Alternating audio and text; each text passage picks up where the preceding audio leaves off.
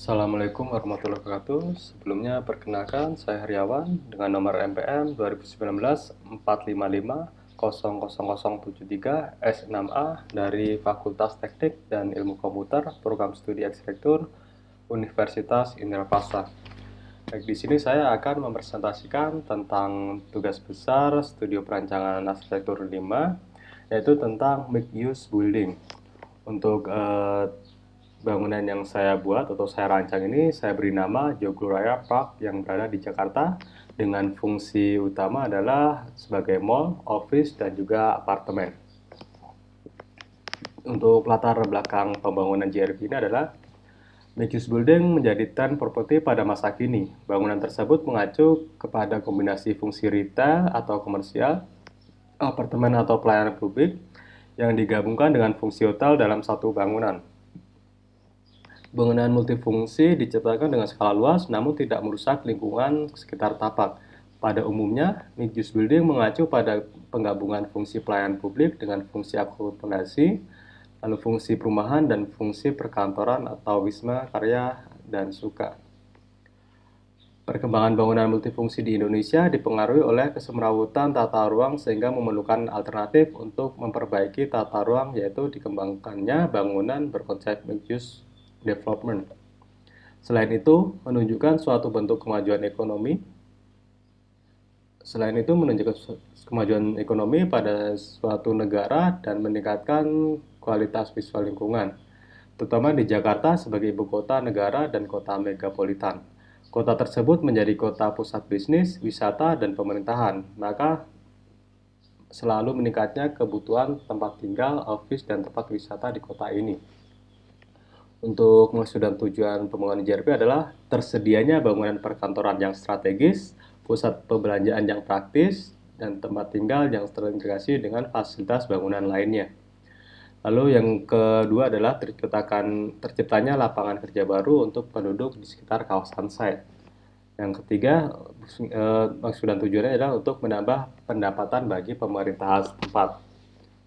Untuk permasalahan pembangunan JRP yaitu adalah bagaimana menciptakan sistem sarana prasarana dengan sistem sirkulasi pada bangunan yang saling terintegrasi, lalu pencapaian sirkulasi, aksesibilitas, terus view dan orientasi bangunan, lalu penataan massa bangunan, dan juga permasalahan pada bangunan seperti program ruang, sistem struktur, desain fasad, ruang yang diperlukan, zoning aktivitas, dan pengelolaan lahan terbuka hijau. Nah, untuk batasan pembangunan JRP, terus kerangka berpikir pembangunan JRP-nya. Untuk presidennya, saya mengambil bangunan Central Park Jakarta, yaitu yang berada di Jalan Lejen S. Parman No. 28, Tanjung Duren Selatan, Kecamatan Grogol Petamburan, Kota Jakarta Barat, yang dikembangkan oleh Agung Podomoro Land dengan fungsi sebagai mall, hotel, apartemen, perkantoran, juga park. Untuk luasnya adalah 655.000 meter persegi. Batasan-batasannya, terus fungsi site plan-nya, terus ini ada denah-denahnya. Terus konsep desainnya yaitu menggunakan green building. Terus sirkulasinya yang pertama adalah sirkulasi horizontal, terus sirkulasi vertikal seperti ada lift dan juga eskalator, terus tangga darurat. Terus ini adalah struktur bangunannya, melihatkan kolom-kolom bangunan. Adalah material bangunan yang digunakan di Central Park. Ada kelebihan dan kekurangan Central Park. Terus untuk analisis konsep bangunan JRP, lokasi set dan luas tapak. Lokasi tapak berada tepat di pinggir Jalan Raya Joglo. Lokasi merupakan kawasan strategis karena mempunyai akses yang mudah berada di pinggir jalan raya, yaitu dan juga di pintu tol. Luas tapaknya adalah 24.649,75 meter persegi. Batasan wilayahnya di utara ada Jalan Raya Joglo, terus sebelah selatan dengan lahan kosong, barat dengan bangunan perumahan, terus timur berbatasan dengan pintu masuk gerbang tol Jakarta Serpong. Untuk tinjauan RT RW ini berada di wilayah warna ungu dengan kode K2, yaitu zona perdagangan, jasa, dan perkantoran. Adalah beberapa eh, peruntukan yang berada di kode K2 tadi. Terus ini adalah untuk tampak view-nya. Terus ini adalah untuk analisis matahari. Karena ini di daerah tropis di Indonesia, arah datang sinar matahari hanya mulai 23 derajat lintang utara saat musim kemarau, lalu sampai 0 derajat sejajar dengan garis khatulistiwa saat musim hujan. Dengan demikian, bangunan akan diorientasikan ke arah menyimpang terhadap arah datang sinar matahari agar mendapat sinar matahari secara optimal. Terus untuk analisa arah angin, terus analisis kontur, analisis aksibilitas, analisis prasarana transportasi, terus fasilitas umum yang berada di sekitar set, ada seperti SPBU, terus kampus, ada pusat belanja juga, rumah sakit, dan pusat kembangan. Ini adalah untuk analisis kebisingannya. Terus ini adalah analisis vegetasi. Terus ada analisis konsep dan topografinya. Lalu untuk macam-macam struktur yang digunakan bangunannya nanti. Terus ada analisis utilitasnya. Terus analisis hubungan antar ruang, yaitu hubungan antar ruang yang ada pada bangunan mall, terus hubungan antar ruang pada apartemen, dan juga hubungan antar ruang pada perkantoran. Tema perancangan bangunan. Ini untuk perhitungan optimasi lahannya. KDB-nya adalah 55%, KLB-nya 3, terus KDA-nya 30%, terus tapak basementnya ada 55%, luas bangunan adalah 13.557 meter persegi, terus podiumnya ada 4, lantai tipikalnya adalah 1.500.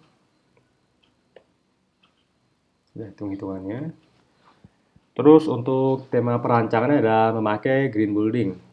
Yaitu berikutnya ada tentang cara memahami konsep green building, manfaat, dan juga penerapannya.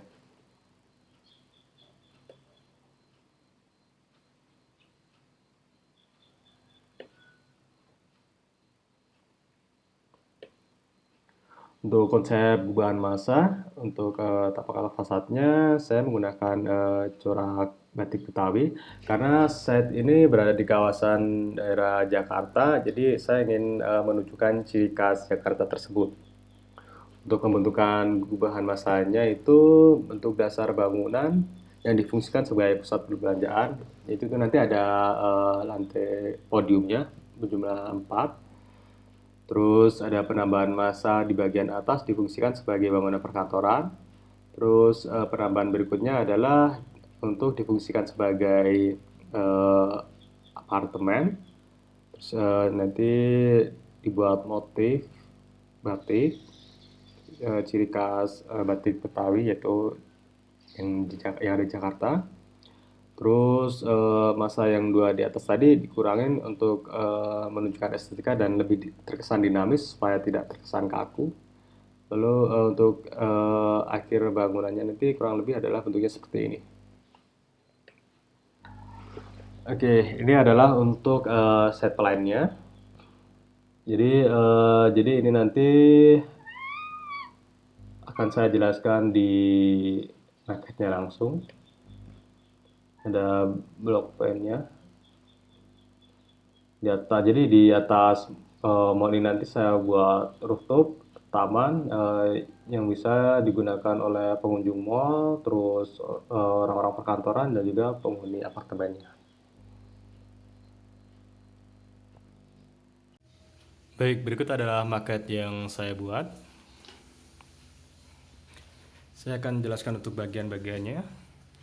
Yang pertama adalah ini untuk yang di masa yang pertama ini adalah merupakan untuk bangunan mall terdiri dari 4 lantai. Terus yang kedua ini adalah untuk bangunan office, lalu yang ketiga adalah untuk bangunan apartemen. Di sini merupakan untuk taman yang berada di teras mall. Terus di sini adalah untuk parkiran mobil. Di sini nanti adalah untuk halte. Terus ini adalah pintu masuk. Jadi yang pertama untuk masuk ke bangunan yang pertama itu ada lobby barat. Ini untuk mempermudah untuk masuk akses ke mallnya. Terus yang kedua di sini ada lobby berikutnya. Ini lobby selatan itu untuk mempermudah masuk ke akses gedung perkantoran. Terus yang ketiga di sini adalah lobby berikutnya, itu untuk akses lebih mudah masuk ke apartemennya.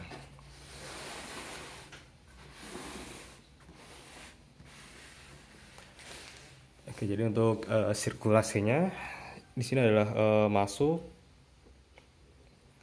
Terus untuk yang ke kantor atau ke apartemen bisa lewat sini. Lalu ke belakang, untuk kantor bisa masuk lobby sini. Kalau untuk ke apartemen bisa masuk lewat sini. Terus lagi untuk keluarnya sini. Terus untuk masuk ke mall itu bisa langsung lewat sini. Terus belok masuk lobby.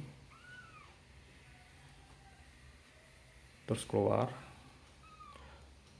bisa seperti arah yang ke office atau ke apartemen tadi, atau putar balik sini langsung keluar.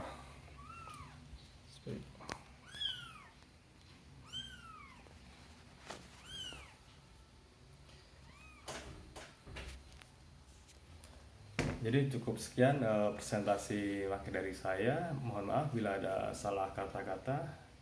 Sekian, assalamualaikum warahmatullahi wabarakatuh.